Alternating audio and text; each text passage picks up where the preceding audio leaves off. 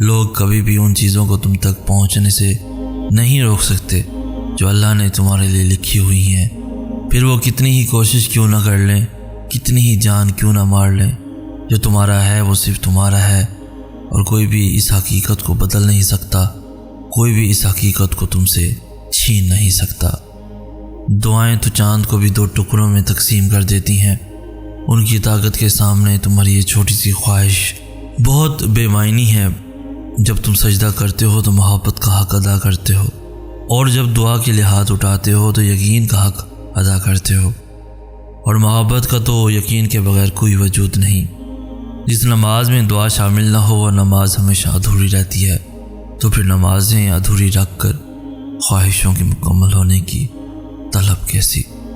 اور جب وہ تمہاری دعاؤں پر راضی ہو جاتا ہے تو وہ یہ نہیں دیکھتا کہ دنیا اس چیز پر مطمئن ہے یا نہیں، اور نہ اس کو اس بات سے کوئی فرق پڑتا ہے کہ اس دعا کی قبولیت میں کتنی رکاوٹیں ہیں۔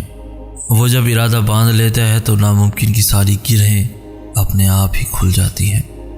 اللہ تعالیٰ کو بھی ہم سے یہی مطلوب ہے کہ ہم اسے یاد کریں، ہم اسے محبت کریں، ہم اسے بار بار بلائیں، اس کے پاس جائیں۔ مگر مسئلہ پتہ ہے کیا ہے؟ ہم انسان اس کے پاس جاتے ہی تب ہے جب دنیا ہمیں توڑ چکی ہوتی ہے، جب ہمارے اوپر کوئی مشکل ہوتی ہے۔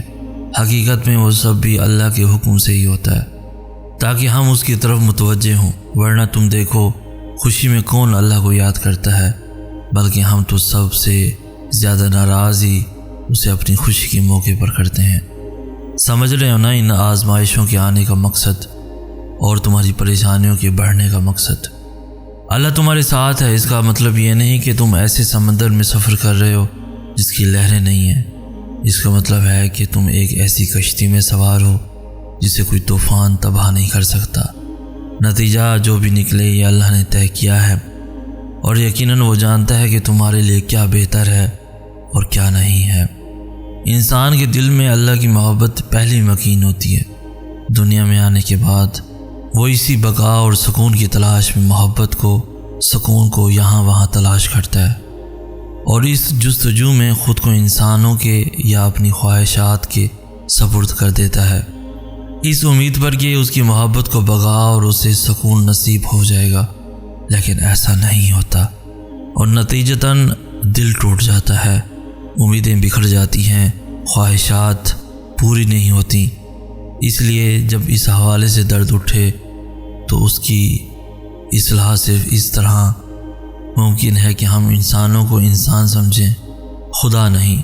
ہم انسانوں کو خوش کرنے اور انہیں سکون کی وجہ سمجھنے کے بجائے خود کو اللہ کی محبت کے سپرد کریں، اور لوگوں کو الزام دینے کی بجائے یہ سمجھیں کہ وہ اس طرح سے تخلیق کیے ہی نہیں گئے کہ دلوں کے اطمینان اور سکون کی وجہ بن سکیں، بلکہ اکثر ان کے ہاتھوں سے دل اور امیدیں توڑی ہی اس لیے جاتی ہیں تاکہ ہم اپنی اصل محبت کو پہچان کر اپنا آپ ایسے کے حوالے کر دیں جو ہمیں کسی بھی وقت، کہیں بھی، کیسے بھی حالات ہوں، کبھی تنہا نہیں چھوڑے۔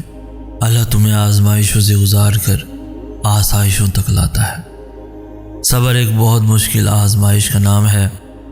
زندگی کے اکثر مقام ایسے آتے ہیں جب انسان کہتا ہے کہ آخر کب تک، میں ہی کیوں، اور بے شک یہ فطری طور پر ہوتا ہے۔ بہت تھک جاتا ہے انسان، مگر ایک بات یاد رکھیں کہ آپ کی آزمائش جتنی مشکل ہوتی ہے اس کا اجر بھی اتنا ہی عظیم ہوتا ہے۔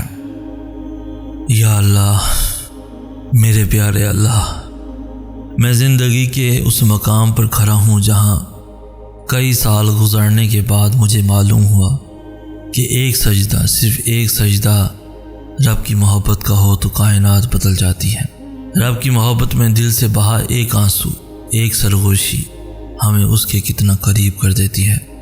پہلے میں لوگوں سے اپنا دل کا حال کہتا تھا، ان کے سامنے اپنے دکھڑے روتا تھا، پھر عشق کی ایسی لت لگی جو مجھے میرے رب کے در پر کھینچ لائی۔ تب میں نے جانا کہ وہ تو خاموش دلوں کی صدائیں بھی سنتا ہے۔ زندگی خواہشات سے بھری پڑی ہے، ہر انسان کی کوئی نہ کوئی خواہش ہے۔ ہم جب اس خواہش کو لیے اپنے رب سے ایک اپنا تعلق بنا لیتے ہیں، وہ تعلق ہی ہماری منزل کا ایک حصہ ہوا کرتا ہے۔ اگر مل جائے تو شکر، اگر نہ ملے تو صبر، اور نہ ملنے پر صبر کے اجر کے ساتھ ساتھ تمہیں تمہارا رب مل جاتا ہے۔ اگر تمہارے دل میں اس چیز کی خواہش نہیں رہی تو سمجھو اللہ نے تمہیں اپنی محبت میں پورا کر دیا ہے، اور اگر اس چیز کی خواہش دل میں باقی ہے تو دعا کرتے رہو، جو حق میں بہترین ہوگا وہی، یا تو تمہارا دل بدل دیا جائے گا یا تمہیں وہ دے دیا جائے گا۔ تو دونوں صورتوں میں صبر کرو، اور کیا پتہ صبر کے بعد وہ چیز تمہیں مل جائے، ممکن ہے تمہیں رب مل جائے۔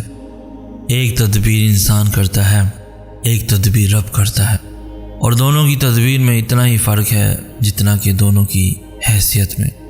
ایک ذات ہے اور دوسرا خاک۔ خاک کی لاکھ تدبیریں بھی ذات کے ایک ان کا مقابلہ نہیں کر سکتی۔ تو مایوس کیوں ہوتے ہو؟ وہ ہے نا خالق غم کا بھی اور خوشیوں کا بھی۔ جب اللہ نے کہہ دیا کہ میرے حکم کے بغیر ایک پتا بھی نہیں ہل سکتا، تو کیا یہ غم جو تمہاری زندگی میں ہے اس کا علم رب کو نہیں ہوگا؟ مجھے نا یوں تو اللہ پہ اکثر پیار آتا ہی رہتا ہے، مگر جب وہ کہتا ہے نا کیا انسان بتا تجھے کس چیز نے رب کی رحمت سے مایوس کر رکھا ہے، تو مجھے میرے اللہ کے انداز کلام پہ نثار ہونے کو جی کرتا ہے کہ اللہ خود کو تمہارا بہترین وارث کرتے ہیں۔ تو کیا اللہ تمہیں یوں ہی یعنی خواہشوں کے پیچھے ضائع ہونے دے گا؟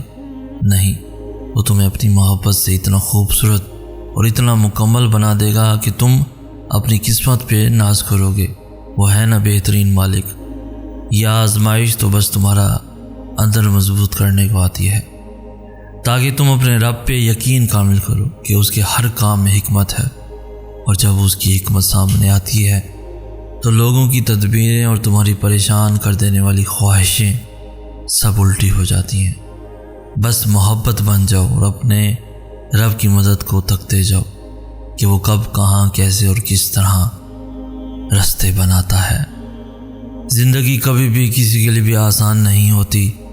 اللہ پر توکل کا مطلب یہ نہیں کہ آپ کی زندگی میں مشکلات نہیں آئیں گی۔ بہتری کے راستے پر چلنے کا یہ مطلب نہیں کہ اب دکھ نہیں آئیں گے۔ زندگی کا کوئی بھی موڑ آسان نہیں ہوتا، مشکلات بھی آتی ہیں اور دکھ بھی ملتے ہیں، لیکن جب ہم اللہ کی رضا میں راضی رہنا سیکھ لیتے ہیں اور اللہ کی انتخاب کردہ راستوں پر چلتے ہیں تو دکھ میں بھی مزہ آنے لگتا ہے، ہر غم میں سکون ملنے لگتا ہے، کیونکہ دل اس بات پر مطمئن ہوتا ہے کہ یہ اللہ کے انتخاب کردہ راستہ ہے اور اس میں اللہ کی رضا ہے، اور جس چیز میں اللہ کی رضا ہوتی ہے وہ کبھی ہمیں بے سکون نہیں کرتی۔ اللہ کے انتخاب بے حد پرسکون ہوتے ہیں، پھر چاہے آپ مطمئن ہوں یا نہ ہوں۔